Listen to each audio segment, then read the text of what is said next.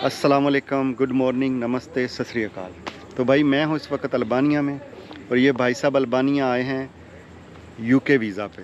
तो चलें इनके साथ क्या हुआ, इनकी स्टोरी इन्हीं की ज़बानी सुनते हैं। भाई साहब आप पहले अपना इंट्रोडक्शन करवाएं। जी, मेरा नाम मोहम्मद एहसान है और मैं एक दुबई का रेजिडेंट हूँ।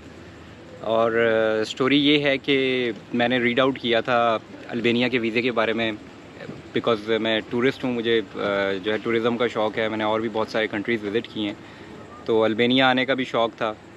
तो मैंने उसके बारे में रीड आउट किया तो मुझे पता चला अल्बानिया की जो एम्बेसी की वेबसाइट है उसके ऊपर मेंशन्ड है कि अगर आपके पास यूके का यूज्ड वीज़ा है, दैट्स इंपॉर्टेंट, क्योंकि कुछ लोगों के पास यूके का वीज़ा होता है, वो डायरेक्ट यहाँ आने की कोशिश करते हैं तो वो नहीं आ पाएंगे। उसके लिए यूके का यूज्ड वीज़ा होना ज़रूरी है। तो यूके के यूज़ वीज़े के ऊपर आप अल्बानिया ट्रैवल कर सकते हैं। चलें ये भी बता दें कि यूके का यूज़ वीज़ा होने का क्या मतलब है। यूके का यूज़ वीज़ा होने का मतलब ये है कि आपने एक दफ़ा पहले यूके ट्रैवल करना है, आपके वीज़े के ऊपर यूके की स्टैंप होना ज़रूरी है। उसके बाद आप जो है वो उसको अल्बानिया के लिए यूज़ कर सकते हैं। तो स्टोरी ये है जी कि मैं ट्रैवल कर रहा था। एक और चीज़ इसके अंदर इंक्लूड कर देते हैं कि अगर आपके पास यूके का वीज़ा है यूज्ड और अनयूज्ड, तो आप सर्बिया एक कंट्री है जो ऑन अराइवल हो जाता है उसके ऊपर।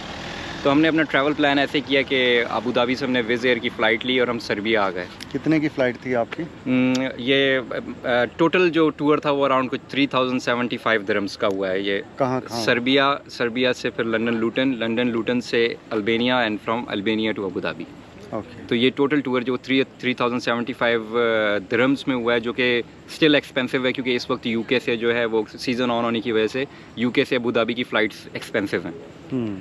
तो स्टोरी ये है कि जिस वक्त मैंने यूके सर्बिया गया, सर्बिया से लंदन लूटन की टिकट ली, लंदन 7 दिन गुजारे। उसके बाद जब मैं अल्बानिया के एयरपोर्ट पे पहुंचा तो नहीं, पहले आप कुछ बता रहे थे लंदन ही में आपको शायद बोर्डिंग नहीं कर रहे थे।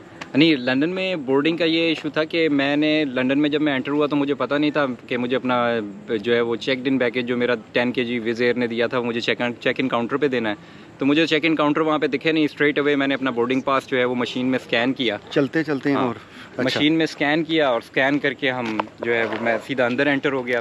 सही है। तो जब अंदर एंटर हुआ उसके बाद मुझे पता चला कि ये तो चेक इन बैगेज था, शायद मुझे विज़ एयर चार्ज करेगी ऑन द काउंटर, लेकिन Wizz Air is a great service. जब मैं वहाँ गया तो उसने मुझे कहा कि you have check in baggage, तो ये आपको आप साथ नहीं ले जा सकते क्योंकि ये विद प्रायोरिटी पैसेंजर्स के लिए ये सर्विस होती है। ठीक है। लेकिन उसने मुझे अलाउ कर दिया और वहीं एयरपोर्ट वहीं पे उसी गेट के ऊपर उसने मेरा यूके का वीज़ा जो है उसको वेरीफाई किया और शायद अल्बानिया से भी वेरीफाई किया कि ये वहाँ ट्रैवल कर सकते हैं कि नहीं। तो they allowed me to travel. Thank you. उसके बाद उन्होंने मुझे जो है जब मैं अल्बानिया पहुँचा, 3 घंटे की फ़्लाइट थी। 3 घंटे की फ़्लाइट के बाद जब मैं अल्बानिया में पहुँचा तो यहाँ पे स्टोरी थोड़ी सी सैड है पाकिस्तानी पासपोर्ट होल्डर्स के लिए कि जिस वक्त मैं इमिग्रेशन की लाइन में आया तो आई थिंक 4th और 5th person in the line. Okay, first one और लास्ट वन। मेरे से आगे मेरे से पीछे कोई नहीं था उस वक्त। अच्छा, लेकिन मुझसे आगे कोई 2-4 लोग थे। अब मतलब आप लास्ट में थे? हाँ। तो जब मैं वहाँ पे उस लाइन में इमिग्रेशन ऑफिसर के पास पहुँचा तो आई वॉज कॉन्फिडेंट, मैंने उसको पासपोर्ट दिया। तो जैसे ही उसने मेरा पासपोर्ट अपने हाथ में लिया ना, तो यकीन करें अब मैं उसका फेस एक्सप्रेशन नहीं भूल सकता। उसने पासपोर्ट ले के ना, ओ यू पाकिस्तानी, ऐसे करके मेरा पासपोर्ट मुझे यूं करके पकड़ाया और मुझे बोला साइड में हो जाओ। अच्छा।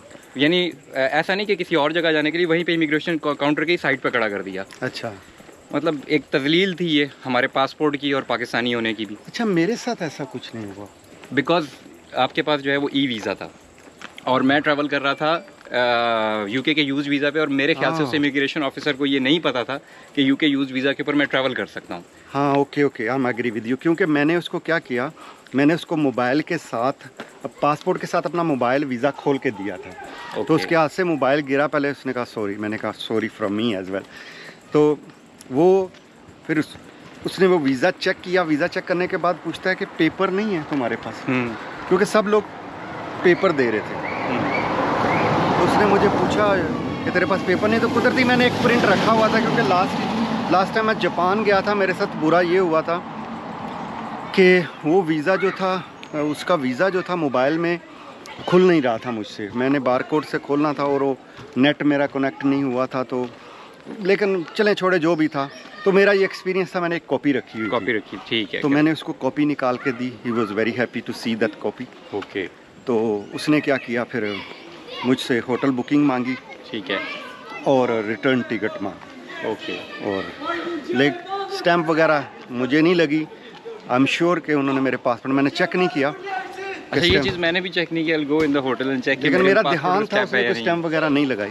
अच्छा, आप अपनी स्टोरी कंटिन्यू करें, सॉरी। तो फिर सर ये हुआ कि उन्होंने जैसे ही मुझे कहा कि आप साइड पे हो जाए, मैं साइड पे हो गया ऑफ कोर्स।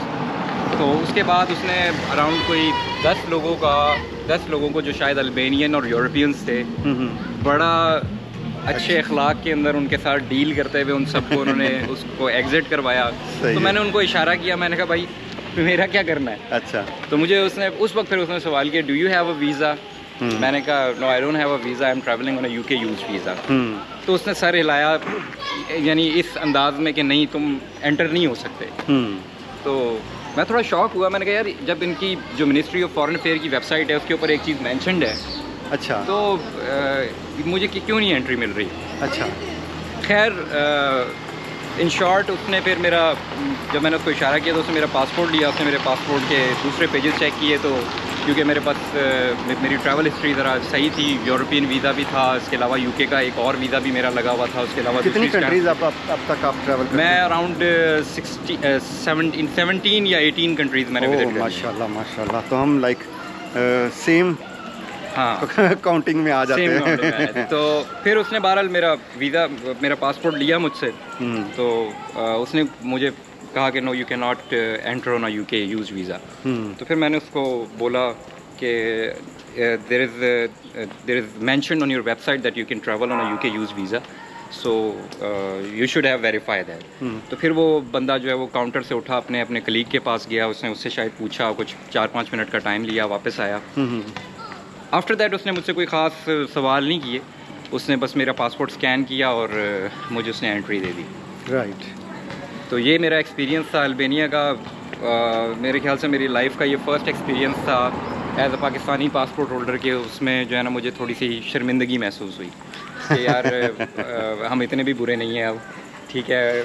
मतलब हम लोगों का इमेज कुछ ऐसा बन चुका है अब कि कोई भी यूरोपियन कंट्री जो है, because this is a Balkan country, south eastern Europe है ये, तो लोगों के माइंड में यही है कि हमारे मुल्क के अंदर इतने क्राइसिस हैं जिसकी वजह से हम किसी भी कंट्री में अगर मूव करेंगे तो हम शायद वहाँ स्लिप हो जाएंगे और वहाँ से वापस नहीं जाएंगे। कल मैं बस से तराना आ रहा था एयरपोर्ट से, मेरे साथ एक खतून थी। हम एक ही सीट पे, मतलब 2 वाली सीट पे हम दोनों बैठे हुए थे। उसने जिस तरीके से पाकिस्तान का जिक्र किया, मुझे हुई तो तकलीफ़ ही, लेकिन बात भी ठीक है, मैं क्या कह सकता हूँ। सर एक दफ़ा मैं आपको एक और स्टोरी शेयर करता हूँ। I was in Belgium. तो वहाँ पे मैंने मैं एक दोस्त के साथ था और मैंने वहाँ पे स्टे किया था एक हॉस्टल के अंदर। उस हॉस्टल के अंदर एक काइंड ऑफ अफ्रीकन था। जैसे ही हम उस हॉस्टल के अंदर एंटर हुए ना, तो उसने हमें अवेयर किया कि यहाँ पे भाई एक बाबा जी हैं, उनसे थोड़ा बच के रहना, वो थोड़े रेसिस्ट है। क्या है? रेसिस्ट है। ओके। ठीक है। तो हमने खैर इतना उसके ऊपर ध्यान नहीं दिया, लेकिन जिस वक्त वो तो लड़का चला गया, वो जो जॉब थी उसकी या वॉट एवर, वो उस दिन आया नहीं। शाम के करीब वो बंदा आया जो एजेड था थोड़ा। कहाँ का था वो? वो बेल्जियम का ही था। अच्छा अच्छा। तो उसने हमें क्वेश्चन किया, where from you? We are from Pakistan. तो थोड़ा एग्रेसिव वे में उसने कहा, मतलब बगैर कोई डिस्कशन होती तो एक अलग बात थी, बगैर डिस्कस किए उसने स्ट्रेट वे बोला। 1 मिनट। तो वो जो बाबा जी थे, उन्होंने कोई और बात करने के बजाय सबसे पहले उन्होंने जो मुझे बात की ना, कि बेल्जियम में हम थोड़ा सा अर्सा हमने गुजार लिया था, तो वो मैंने देखा था कि वहाँ पे रेफ्यूजीज़ हैं काफ़ी। हाँ। जो कि मुस्लिम हैं, नॉट पाकिस्तानी, लेकिन डिफरेंट मुस्लिम कंट्रीज है, जैसे सीरिया वगैरह, इधर से रेफ्यूजीज़ काफ़ी सारे वहाँ पे थे। राइट। तो उन बाबा जी ने मुझे कहा कि I have a question for you. मैंने कहा यस। तो बोलता है, why don't you Muslim people go to Arab countries और middle east, why you are being burden on us.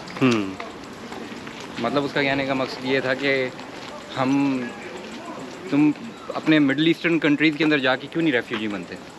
Bus stop तो यही कहीं है, मुझे यही कहीं बस स्टॉप है। अच्छा, ओके, लेट्स गो। तो उन्होंने जनाब ये उनका बिहेवियर था कि यार तुम मुसलमान हो तो क्रिश्चियंस के साथ जो है वो क्रिश्चियंस के ऊपर बर्डन क्यों बन रहे हो। Okay, that was the point, racist था वो। एक सेकंड। नहीं, आप ये चीज़ आपको नहीं मिलेगी। अच्छा, चलें शुरू करें जी। बस सर ये स्टोरी थी। अच्छा, उसने बेल्जियम क्वेश्चन पूछा कि आप बर्डन क्यों? हाँ, तो उसने बोला कि आप जो है अपने मुसलमानों के पास जाके क्यों नहीं बर्डन बनते, वहाँ क्यों नहीं रेफ्यूजी लेते हैं, हमारे ऊपर क्यों? हमारे ऊपर आके हम क्रिश्चियंस के ऊपर आके क्यों बर्डन बन रहे हो। तो आपने उसको बताया नहीं कि भाई अरब के अंदर सबसे ज़्यादा मुसलमान ही हैं? अरब के अंदर सबसे ज़्यादा मुसलमान है, लेकिन वो उनको ये चीज़ बड़ी अच्छी तरह से पता है ना कि कोई भी मिडिल ईस्टर्न कंट्री आपको पासपोर्ट ओवर स्टे रहने नहीं देता, वो आपको भगा देते हैं। हाँ, रेफ्यूजी सिस्टम नहीं है। चलें खैर, ठीक है जी। वीडियो काफ़ी लंबी हो गई है, भाई साहब का शुक्रिया, इन्होंने काफ़ी इन्फॉर्मेशन दी है। तो थैंक यू सो मच, आपसे मिलके बहुत अच्छा लगा। तो भाई साहब भी दुबई में ही रहते हैं, यहाँ मुलाकात हुई हमारी केबल कार में, केबल कार तराना के अंदर अल्बानिया में। तो चलें भाई साहब, दुआ में याद रखिएगा। Love you guys, bye bye, take care, अल्लाह हाफ़िज़। अल्लाह हाफिज़।